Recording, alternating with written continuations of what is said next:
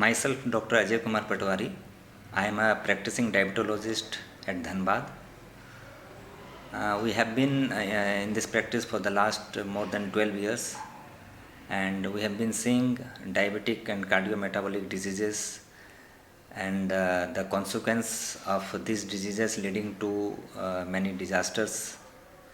So basically, these are lifestyle diseases, and the reason being our faulty lifestyles leading to these chronic diseases. As we know, diabetes and cardiovascular diseases have surpassed the infectious diseases leading to mortality. So we need to focus on lifestyle, and the lifestyle modification requires diet control, exercise, stress management. If we do this, we can avoid or we can reduce the burden of this diabetes and cardiovascular disease in society.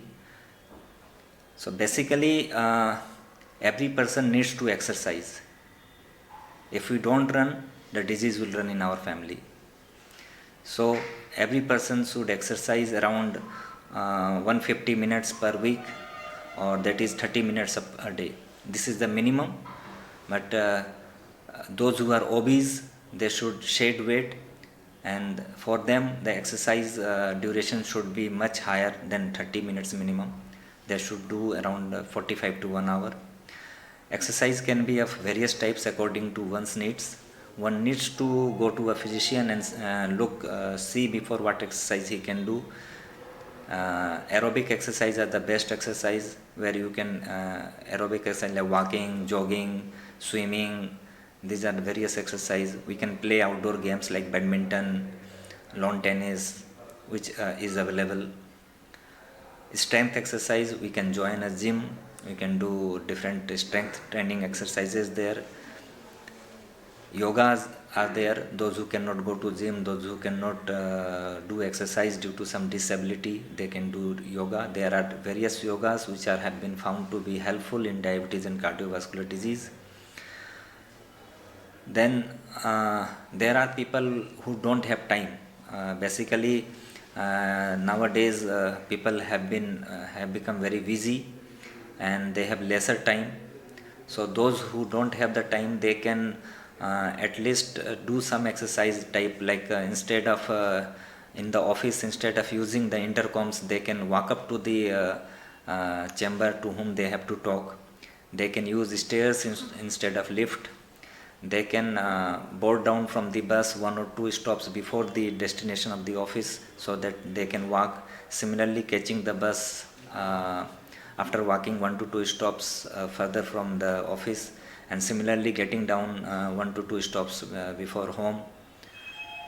And for errand work, like for buying vegetables or going somewhere, they should I think so they should use means they should not use vehicles. They should use other cycles or go walking. And even in office,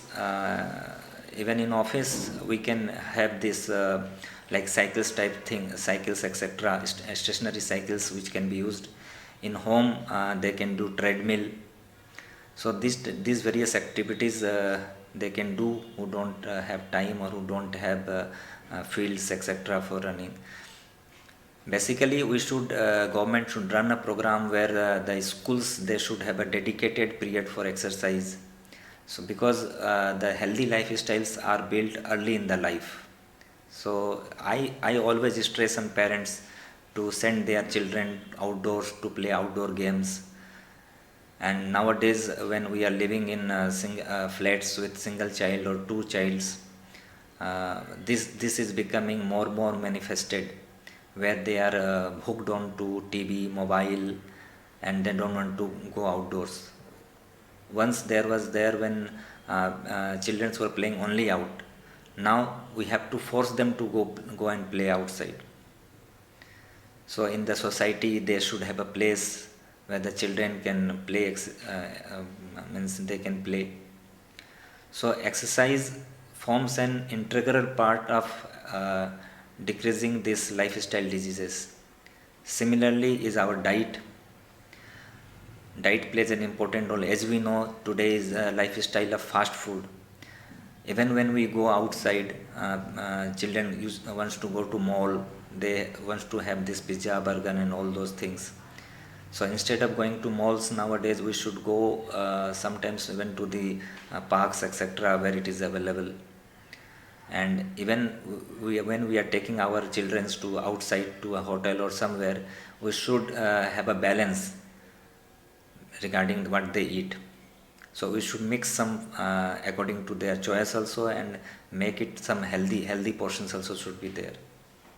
Even in home also, we should insist that healthy food is served, not and oil etc. uses is reduced, and the healthy diet should consist a portion of carbohydrate, fats, and proteins and fibers.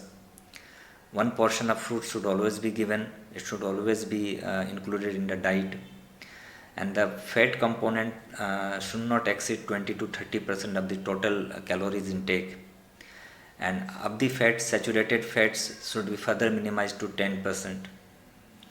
Proteins, whether veg protein or animal protein, they form an integral part because they help in muscle building. Carbohydrates, they are integral, and in India carbohydrate consumption is much higher. We don't know, but when we take a cold drink, we are taking some 8 to 10 spoons of sugar. So we have to careful, because even after a diet in the dinner, after dinner we tend to take ice cream, and that 2 scoops of ice cream is sometimes equivalent to a dinner. So we basically take 2 dinners. So these things are to be kept in mind when we prepare our diet, that the portions of the fats, carbohydrate, proteins, and fiber should be there. We should eat salads too much so that our stomach is full.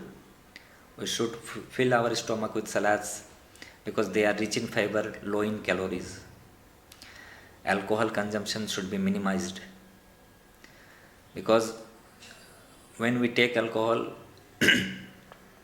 it gives us empty calories, free calories. And the snacks which we take with alcohol, it should be taken in mind that they are not fried items, because 1 gram of fat when burned gives 9 calories compared to 1 gram of protein or carbohydrate which gives 4 calories. But generally it is the fried items which goes along with alcohols. Similarly, we should cut our sodium uses. We in India have a tendency to take salt above everything, whether we take salads, whether we take fruits, we have a tendency to take salt above the diet. So we should curtail this. Sodium intake should not be more than 5 to 6 gram per day, and those who are suffering from blood pressure, kidney disease, or heart disease, they should cut their sodium to less than 3 gram.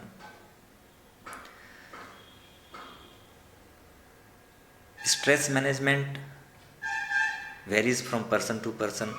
Meditation, yoga is an integral part to manage stress. Relaxing, joining means doing our hobbies, the things which we are interested in, things which make us happy, will reduce our stress. We should learn to say no. We are not a person who can do everything. So we should learn to say no. Organize our work. We should organize our work, and we should stay away or avoid those persons who make us angry or stressful. Time management is very important to reduce stress. So we have a fixed time. So which work is priority, that the work which is very important, there should be given priority and finished early. And we should keep records of our works, and what work is to be done in what time. So by time management we can reduce our stress. Listening to music, going out with the family also helps in minimizing the stress. Going with friends, being in touch with friends, writing books, sharing our experiences, our feelings also reduces the stress. So stress, as I always say, is nowadays a major risk factor for diabetes and cardiovascular disease. The importance of stress is like this, that nowadays in India it is affecting almost 7 out of 10 people, and depression is very very common among developing countries, and this is all due to stress. So this stress should be given due importance in management and to prevent diabetes and cardiovascular disease. Thank you. कितना देर हुआ?